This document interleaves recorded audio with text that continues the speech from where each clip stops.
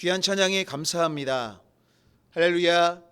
하나님의 은혜와 평강이 가정에서 예배하는 모든 분들 위해 함께 하시기를 주님의 이름으로 축복합니다.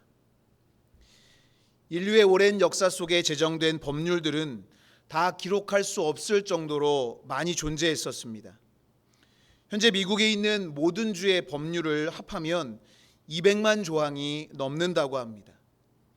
하루에 10가지씩 법률을 외운다고 하더라도 1000년이 넘게 걸리는 어마어마한 양입니다. 고대 강대국이었던 로마의 법률은 2000권의 분량이었는데 6세기를 거쳐 수많은 학자들이 머리를 짜내어 만들었다고 합니다. 중세 프랑스에는 민법만 2281가지가 존재했다고 합니다. 이 법은 법령과 조항, 그리고 그 법률에 해당하는 주석과 수정 및 예외의 조항으로 다시 세부적으로 이루어졌는데 쉽게 이해할 수 있게 하려는 목적으로 만든 법임에도 불구하고 이 법을 제대로 알고 있는 사람은 몇 안 됐다라고 말합니다. 심지어는 이 법을 제정하는 데 큰 기여를 한 인물조차도 법률을 잘못 해석해 국가에서 추방당하는 수모를 당하기도 했다는 것입니다. 역사상 존재했던 법률은 당대 최강대국의 최고의 지혜를 가진 사람들이 모여서 만들었던 지혜의 집합체였습니다. 그러나 그렇게 수많은 법이 존재했음에도 죄를 막지 못했고 오래가지 못했다는 것입니다. 이처럼 평생 공부해도 다 알 수도 없을 정도의 법이 세상에 있다는 것은 인간이 그만큼 연약한 존재이며 스스로 설 수 없는 존재라는 것을 말해주는 것입니다. 인간의 연약함을 알고 있었던 바울은 로마서 3장 20절에서 이렇게 말하고 있습니다. 그러므로 율법의 행위로 그의 앞에 의롭다 하심을 얻을 육체가 없나니 율법으로는 죄를 깨달음이니라. 법이 중요하지 않다는 것은 아닙니다. 분명히 인간이 살아가는 데는 지켜야 할 법이 필요합니다. 하지만 법은 최소한의 경계입니다. 아무리 뛰어난 지식을 가진 이들이 만든 법이라도 죄를 막지 못하고 사람을 완벽하게 변화시킬 수 없는 것입니다. 그러나 인간의 지식을 총망라한 법으로도 어쩔 수 없었던 허물과 죄로 죽었던 우리를 하나님이 구원하셨습니다. 사도 바울은 에베소서 2장 4절에서 5절을 통해 긍휼이 풍성하신 하나님이 우리를 사랑하신 그 큰 사랑을 인하여 허물로 죽은 죄를 그리스도와 함께 살리셨고 너희는 은혜로 구원을 받은 것이라 라고 고백하고 있습니다. 자비와 긍휼의 하나님이 죄로 인해 죽을 수밖에 없는 우리를 사랑하셔서 예수 그리스도를 십자가에서 희생시키심으로 용서하시고 구원하셨다는 것입니다. 이 놀랍도록 신비로운 하나님의 구속하심과 사랑으로 인해 하나님의 자녀로 살아가는 축복을 누리며 살아가고 있는 것입니다. 그러나 하나님의 사랑받는 자녀로 살아가지만 여전히 우리는 완전한 하나님의 사랑에 합당하지 못한 불완전한 모습으로 살아가고 있습니다. 오늘 함께 읽은 본문의 말씀을 보면 여전히 불완전한 사랑의 모습을 가지고 살아가고 있음을 보게 됩니다. 하나님은 자격 없는 우리를 헤아릴 수 없는 은혜와 사랑으로 구원하시고 인도하셨지만 우리는 여전히 불완전한 사랑의 모습으로 살아갈 때가 많음을 깨닫게 됩니다. 인간의 연약함과 불완전함 때문에 하나님의 완전한 사랑을 표현하지 못하는 것은 인정할 수밖에 없습니다. 하지만 우리의 연약함과 불완전함을 이유로 하나님의 완전한 사랑을 향한 노력과 수고까지 포기해서는 안 되는 것입니다. 우리는 하나님처럼 완전한 사랑의 모습을 보일 수는 없지만 구원받은 하나님의 자녀로 이 땅을 살면서 하나님의 완전한 사랑에 이르도록 한 걸음씩 나아가야 합니다. 우리의 힘으로는 하나님의 완전한 사랑에 도달할 수 없지만 우리를 자녀 삼으신 하나님의 완전한 사랑이 있기에 우리의 걸음을 인도하사 완전에 이르도록 능력을 부어 주시는 것입니다. 그렇다면 어떻게 하나님의 사랑이 우리를 완전을 향하여 가도록 도우시는 것일까요? 오늘 말씀을 중심으로 몇 가지로 살펴보며 은혜를 나누려고 합니다. 첫 번째로, 하나님의 사랑은 끝까지 변하지 않습니다. 세상에 존재하는 모든 것은 시간의 흐름에 맞춰서 변해가기 마련입니다. 2020년을 돌아보면 생각지 못했던 코로나로 인해 일상이 멈춘 것 같고 기억을 할 만한 추억도 남기지 못한 것 같은데, 계절상으로는 어느덧 가을의 문턱을 넘어가고 있는 것을 보게 됩니다. 멈춘 것 같지만 여전히 계속되고 있고 변해가고 있다는 것입니다. 이렇듯 모든 것은 변해가기 마련입니다. 완전하신 하나님의 사랑을 받았지만 우리는 때로 넘어지기도 하고 실패하기도 합니다. 사도 바울의 표현과 같이 예언도 끝이 나고 방언도 끝이 나고 지식도 끝이 납니다. 그것이 세상의 이치입니다. 날 때가 있고 죽을 때가 있고 심을 때가 있고 거둘 때가 있다고 말한 전도서 기자의 고백처럼 모든 것에는 때가 있기 마련입니다. 그렇게 끝을 향해 달려가는 것이 우리의 인생입니다. 그러나 하나님의 사랑은 세상 끝나는 날까지 결코 변하지 않습니다. 오늘 읽은 본문 8절에 사랑은 언제까지나 떨어지지 아니하되 라는 부분을 영어 성경에서는 사랑은 결코 실패하지 않는다라고 표현하고 있습니다. 하나님의 사랑은 중도에 실패하지 않는 완벽한 사랑이라는 것입니다. 하나님의 사랑이 중도에 포기하지 않고 실패하지 않는 이유는 우리가 그 사랑에 합당하기 때문은 아닙니다. 분명하고 명백한 사실은 우리는 그 사랑에 합당하지 않다는 것입니다. 하루에도 수십 번씩 변덕을 부리며 하나님의 마음을 실망시키고 속상하게 하는 것이 우리의 모습입니다. 그럼에도 불구하고 우리를 향한 그 사랑에 실패하지 않는 것은 전적으로 하나님이 우리를 조건 없이 사랑하시기 때문입니다. 낭만주의 대표적인 화가인 단테 가브리엘 로제티가 그린 그림 중에 발견이라는 작품이 있습니다. 다리 위에서 어떤 남자가 여인에게 사랑을 고백하는 그림인 이 작품에는 아름다운 스토리가 담겨 있습니다. 한적한 시골에서 만난 두 남녀는 사랑에 빠져 장례를 약속하게 됩니다.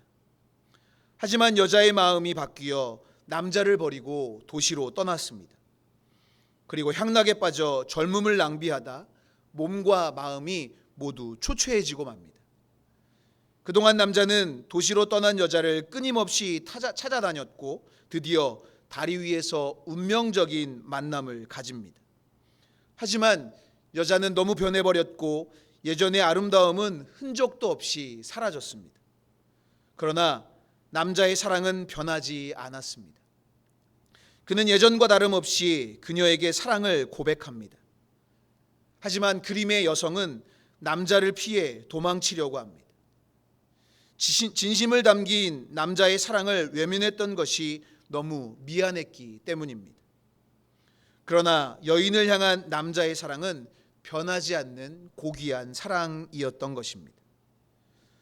성경에도 이러한 사랑의 이야기가 나옵니다.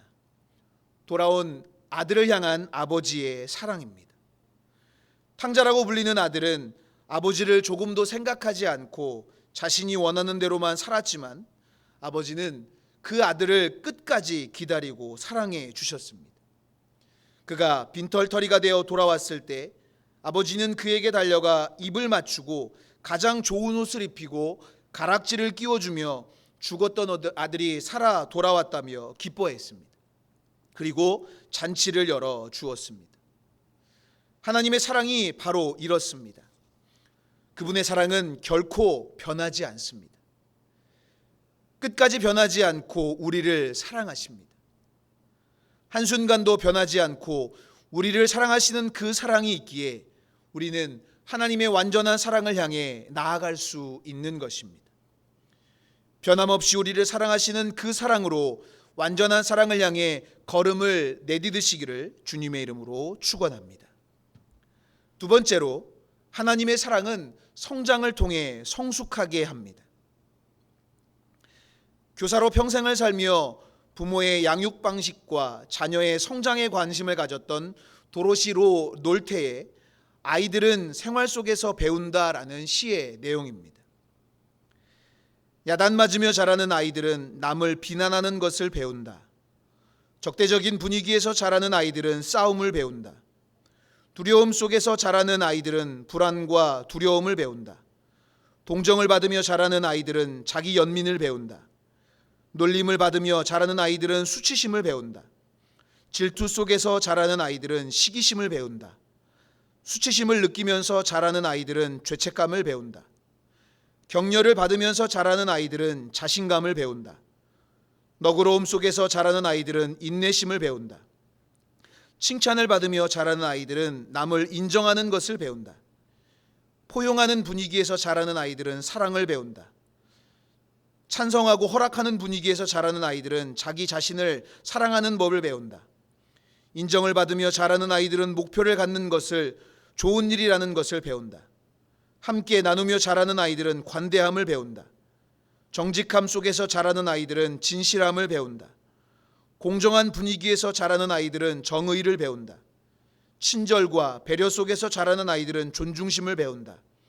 안정감을 느끼며 자라는 아이들은 자기 자신과 주변 사람에 대한 믿음을 배운다.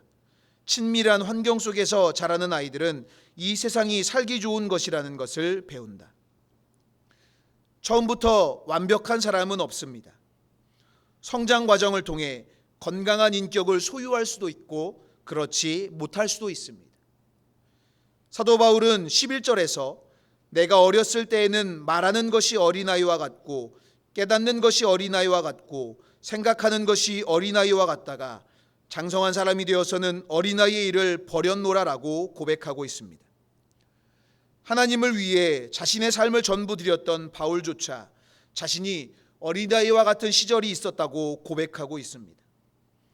처음부터 성숙한 모습으로 살아갔던 것이 아님을 고백하고 있는 것입니다. 이처럼 누구에게나 어린아이와 같이 미성숙한 모습을 가지고 살아갈 때가 있습니다. 구약의 요나 선지자는 하나님의 특별한 부르심을 받은 사람입니다.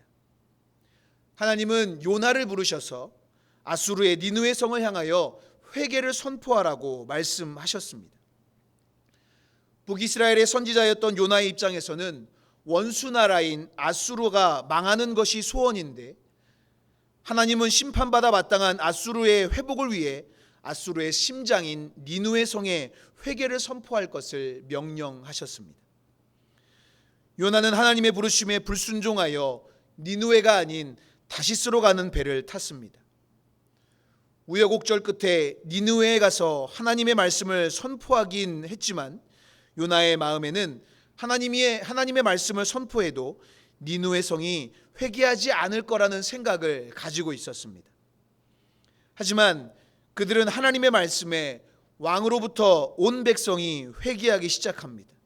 그 결과 멸망당할 줄 생각했던 니느웨 성에 아무런 일이 일어나지 않자 요나는 분노하며 하나님께 불평을 쏟아놓습니다.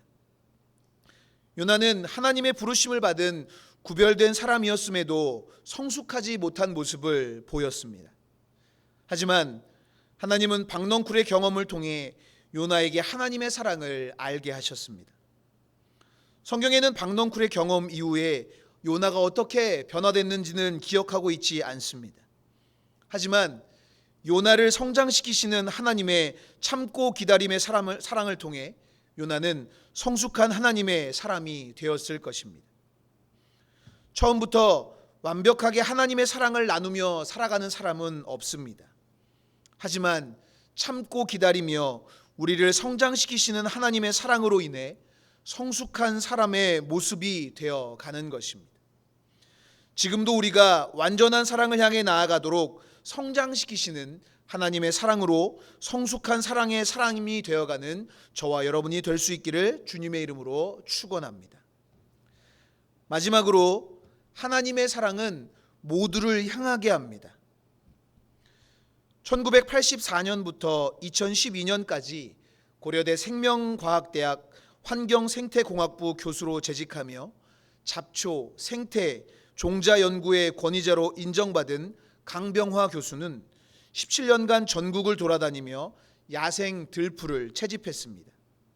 그 결과 4,500여 개의 씨앗을 모을 수 있었고 혼자의 노력으로 종자은행을 세우는 큰 일을 했습니다. 이 일로 많은 언론에서 취재를 왔는데 그때마다 강병화 교수는 다음과 같은 잡초에 관한 이야기를 했습니다. 17년간 전국을 돌아다니며 제가 경험한 바에 따르면 잡초는 존재하지 않습니다. 밀밭에 벼가 나면 그게 바로 잡초고 보리밭에 밀이 나면 그 역시 잡초가 됩니다. 산삼이라 해도 엉뚱한 데 나면 잡초가 됩니다. 들에서 자라는 모든 풀은 다 이름이 있고 생명이 있습니다. 잡초란 단지 뿌리를 내린 곳이 다를 뿐입니다. 예수님은 공중의 새와 들에 핀 들풀도 아끼시는 하나님의 사랑을 말씀하셨습니다. 하나님이 창조하신 어떤 영혼도 쓸모없거나 귀하지 않은 영혼이 없으며 차별 대우를 받아 마땅한 영혼도 없다는 것입니다. 이런 하나님의 마음을 바탕으로 사도 바울은 모든 이들에게 사랑을 전하며 복음을 전했습니다. 고린도전서 9장 19절에서 21절에 내가 모든 사람에게서 자유로우나 스스로 모든 사람에게 종이 된 것은 더 많은 사람을 얻고자 함이라. 유대인들에게 내가 유대인과 같이 된 것은 유대인들을 얻고자 함이요 율법 아래에 있는 자들에게는 내가 율법 아래에 있지 아니하나 율법 아래에 있는 자와 같이 된 것은 율법 아래에 있는 자들을 얻고자 함이요 율법 없는 자에게는 내가 하나님께는 율법 없는 자가 아니요 도리어 그리스도의 율법 아래에 있는 자이나 율법 없는 자와 같이 된 것은 율법 없는 자들을 얻고자 함이라. 약한 자들에게 내가 약한 자와 같이 된 것은 약한 자들을 얻고자 함이요 내가 여러 사람에게 여러 모습이 된 것은 아무쪼록 몇 사람이라도 구원하고자 함이라 라고 말하고 있습니다. 사도 바울이 보인 이런 모습이 하나님의 사랑을 온전히 전하는 사람의 모습인 것입니다. 하나님의 사랑은 온전한 반면 우리의 사랑은 부분적입니다. 하나님은 모든 이들을 사랑하시지만 우리는 지극히도 편협하고 차별적인 모습을 가지고 살아갈 때가 많이 있습니다.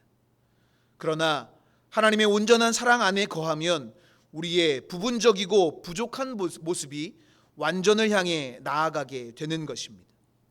10절에서 사도 바울은 온전한 것이 올 때에는 부분적으로 하던 것이 패하리라 라고 말하고 있습니다. 하나님의 온전하신 사랑 안에 거하면 부분적으로 편협한 우리의 사랑이 완전한 하나님의 사랑을 닮아 더욱 풍성한 모습으로 변해가게 되는 것을 믿으시기 바랍니다. 모든 이들을 사랑하시는 하나님은 영원히 변함없는 사랑으로 우리의 성장을 도우시며 성숙한 사랑의 사람이 되게 하십니다. 그 어느 때보다 하나님의 사랑이 필요한 이때에 우리가 사랑의 전달자로 귀하게 쓰임받게 되기를 주님의 이름으로 간절히 축원합니다.